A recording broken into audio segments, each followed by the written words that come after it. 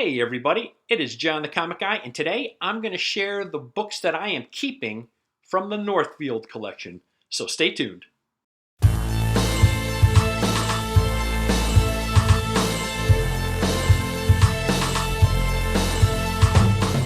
Now, this Northfield Collection was really interesting. So as a recap of what I discussed last week, I started communicating with this person in October of last year.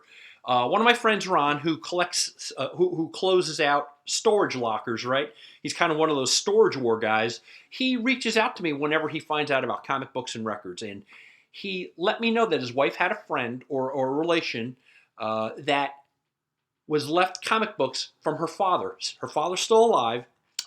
He's like 90-ish years old, and he acquired these books and wanted to obviously either pass them down to family or sell them. Now, the people that he was trying to pass them down to, they're not answering his phone calls. I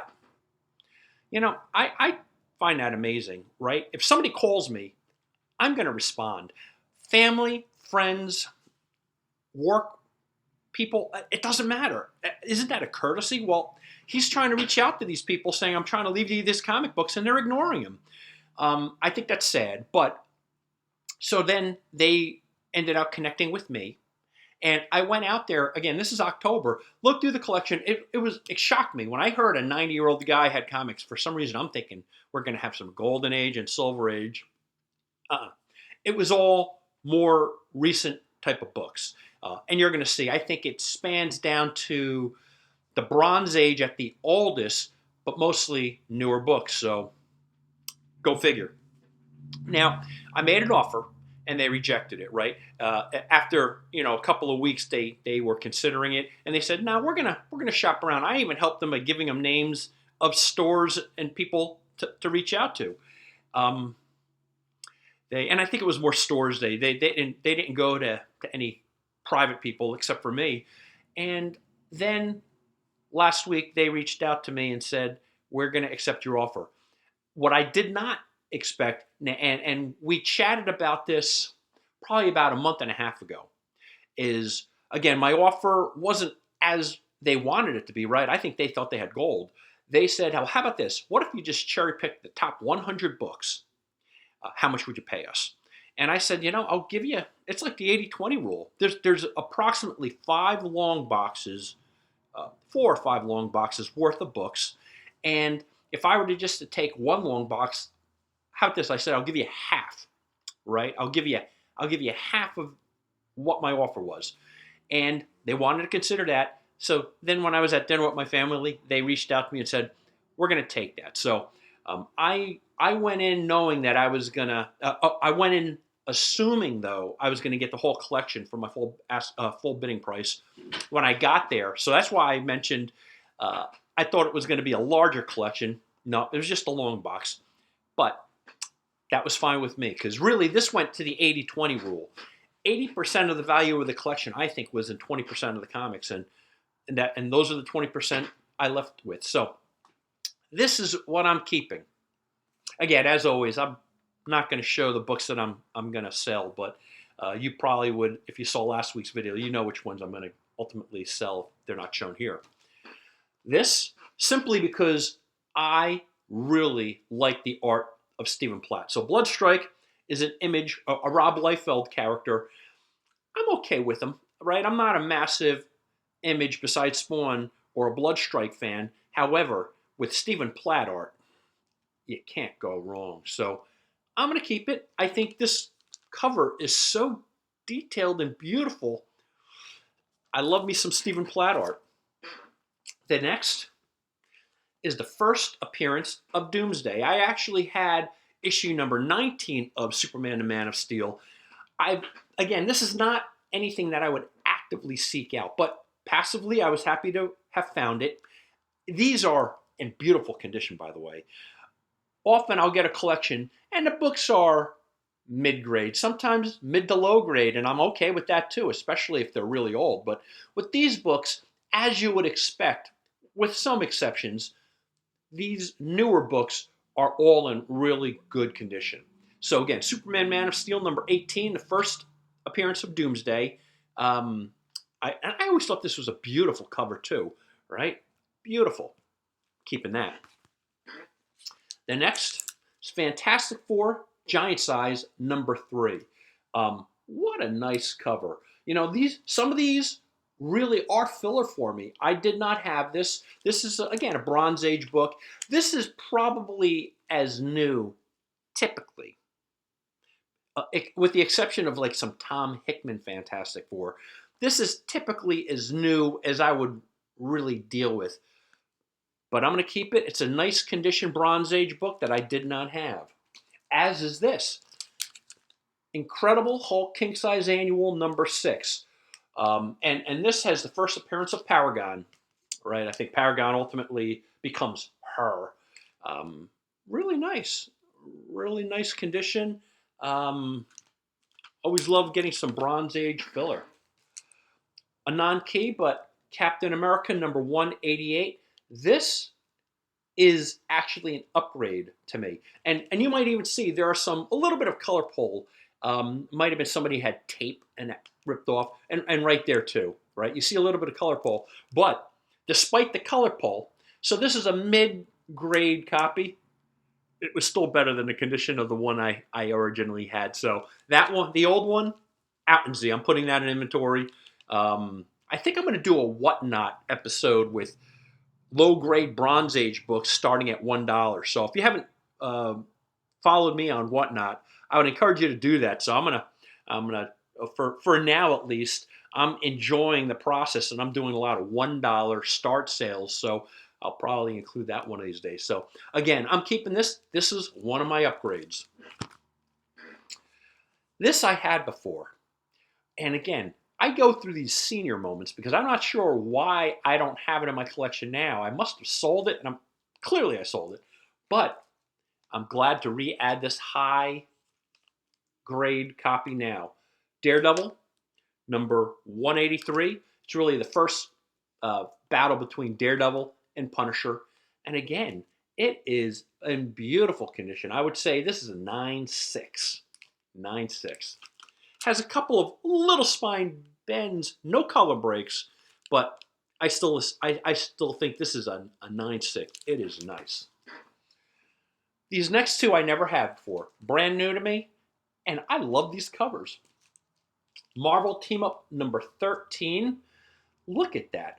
I actually have and keep Marvel Team Up. I have number 1, and I think I sold my duplicate of number 1 right before my Black Friday sale. But these covers are tremendous. Never had it before. You know, I was reaching out to Ernie, and and if you haven't seen my my episode where I have 48 years of collecting, check out my buddy Ernie. But you know, I was mentioning to him when we were younger, I don't think our comic stores, and they were not specialty stores, they were either convenience stores, 7-Elevens, drugstores that sold comics incidentally, and they really only carried a few titles, right? There might have been 50 titles from Marvel and DC out at that time in the 70s, but these convenience stores are not going to be carrying all those comics, right? They, at least not the ones that were in Cedar Grove. So we were only able to pick up the books that the store owners ended out to order. And I just don't think we saw a lot of these Marvel team-ups. But look at that. A little Submariner, a little Spider-Man. What a rockin' cover. I love it. So Marvel Team-Up number 14. Again, this is not a title that I actively collect, but with a cover like that, 20-cent cover price, nice Bronze Age book, I'm keeping it. This is a book that I never had before. It's Hulk number 177. This is actually a battle between the Hulk and Adam Warlock. This actually has some value to it. And it also in here has the death of Adam Warlock. I like it. Again, high grade. It's beautiful. This collection ended out really being very sweet. Though this is not a key in any way, shape, or form, it is a beautiful cover. Hulk number 179. This is actually a pretty, I would say, high grade as well. I would say maybe an 8.0, so mid to high grade, but it is still, it's pretty sweet. Hulk number 179. And if you're saying, wow, John, you have ended up keeping a lot in this collection. I did. I'm happy if I have one or two books that I could keeping for my own collection. This particular collection, as you're going to see, and I think they're getting better as I show them to you. That's why they're kind of a little out of order. I'm happy. These are all in nice condition, and a lot of these I haven't seen before, like this one. Again, this has some value to it. It's the giant-sized Spider-Man, guest starring the Punisher, number 4, and this has some value, right? This is a 4th appearance of Punisher. Nice book. Nice book, nice condition. For 40, 50-year-old books, really nice condition. This is the Fantastic Four, number 145. A real sweet cover as well. This is actually the first appearance of the minor villain, Tarnak. Keeping it, didn't have it before. Here, so the next two I actually did have, but these are both upgrades because this collection was in really high grade. Thor number 221. So my old 221, out in the garage. Keeping this one. As is this one. 215. The old one out. The new higher grade one in. This is actually the origin of Zor, the God Jewel. Pretty cool cover. Pretty cool cover. Zor. Another upgrade to me. Thor number 222. I like that. I think the reason I like this is because the color rendering of the cover. See how it goes to yellow, goes to red. Again, I like this cover too, but it's blue. The sky be blue. This one, this has some real nice rendering. Yellow, orangey, beautiful. Has Hercules in there. I like it. Not a key. Not considered a key, but nice.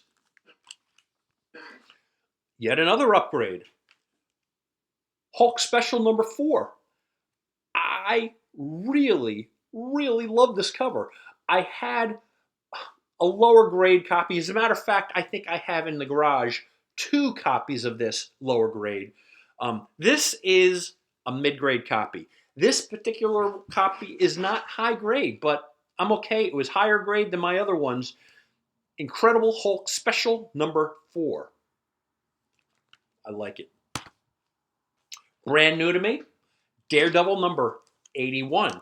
This is the first issue where he teams up with Black Widow.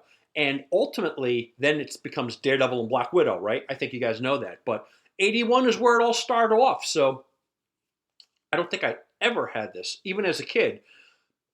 Happy to get it now. And as you can see, I like these 25-cent cover prices. These are from the Bronze Age, right? This is when Marvel was transitioning, at least this one, maybe not the specials, maybe not the annuals, right? When they had the double-size issues, they were, when comics were 12 and 15 cents, they were making them 25 cents. But there was one issue on these ongoing series where they went to 25 cents and then to 20 cents. So that was the transition period between 15 and 20 cents. They jacked it up to 25 cents, made it a thick double issue or an issue with additional pages. And then the following issue, number 82, had the 20-cent cover price. So interesting psychologically how Marvel did that, right? They kind of jacked it up 10 cents.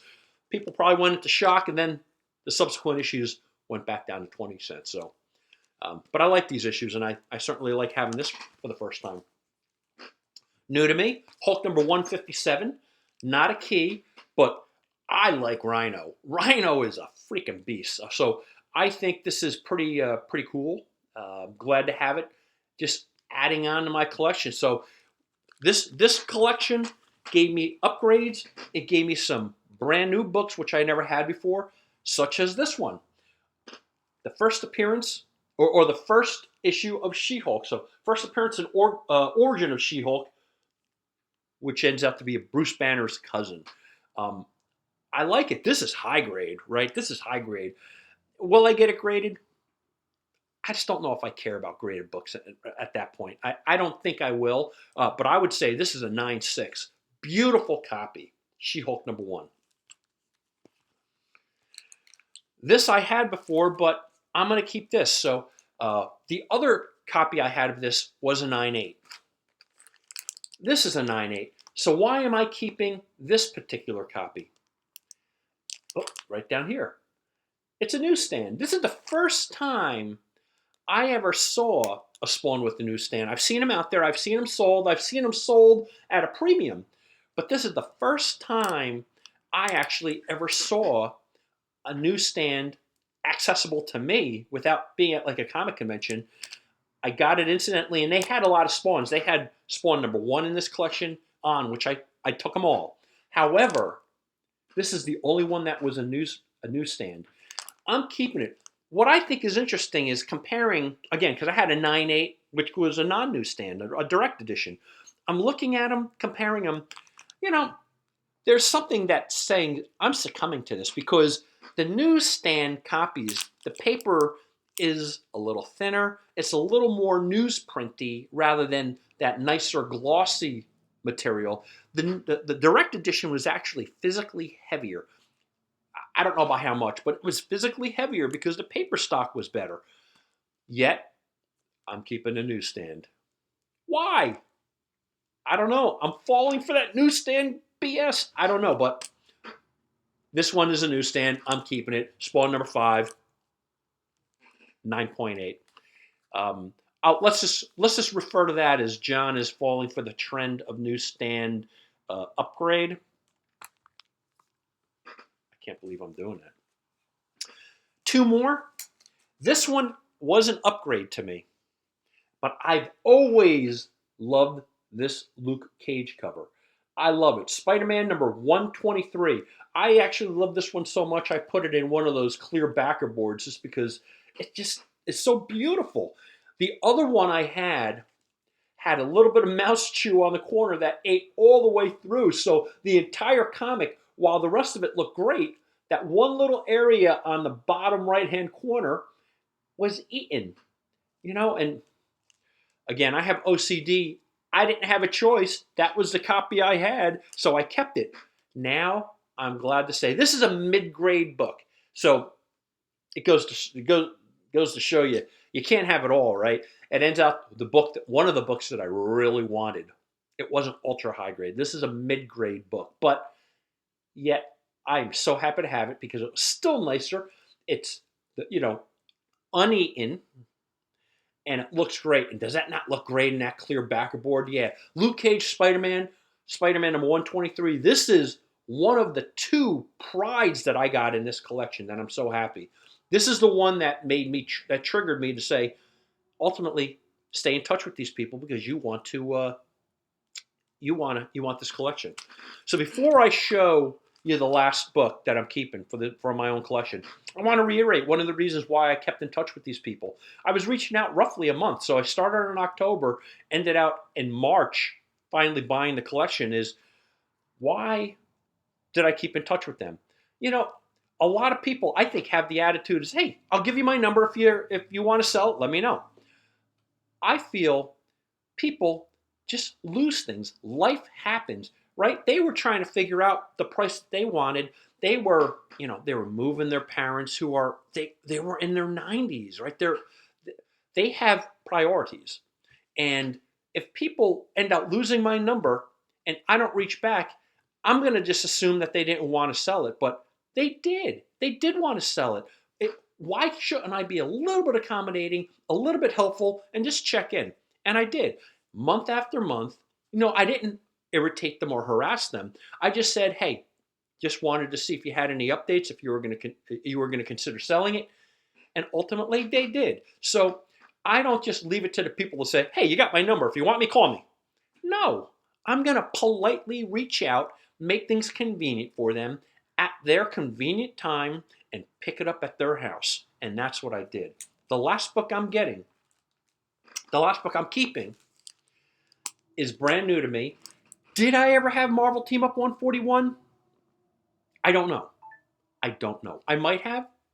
For some reason, I think I might have maybe 25 years ago, but I don't know. Maybe longer. Actually, probably in 86. This came out, sorry, 84. So when this came out, maybe I got it. However, I haven't had it since the 80s. So what I did with it, I don't know. But I'm keeping it now. So I am delighted that I have a copy of this. I'm keeping this for my own collection. And I just wanted to thank you for your time. Now, before I let you go, let me just send out a friendly reminder to everybody that Kevin from TR Collectibles, Matt from Patriot Comics, and I think John from John's Collectibles is also joining us. We're having a summertime garage con on June 14th. June 14th of 2025 from 9 o'clock to 2 o'clock. So it's a short window, right? We're not going to make it a long, crazy day. As always, I would say, please make sure you don't turn around in any of my neighbors' driveways. Please. If you end up missing the turn, just make a U-turn and pull back over and park right on the street. Please do not park on my neighbor's driveway. But again, Garage Con for the summertime edition, June 14th, 2025, 9 o'clock to 2.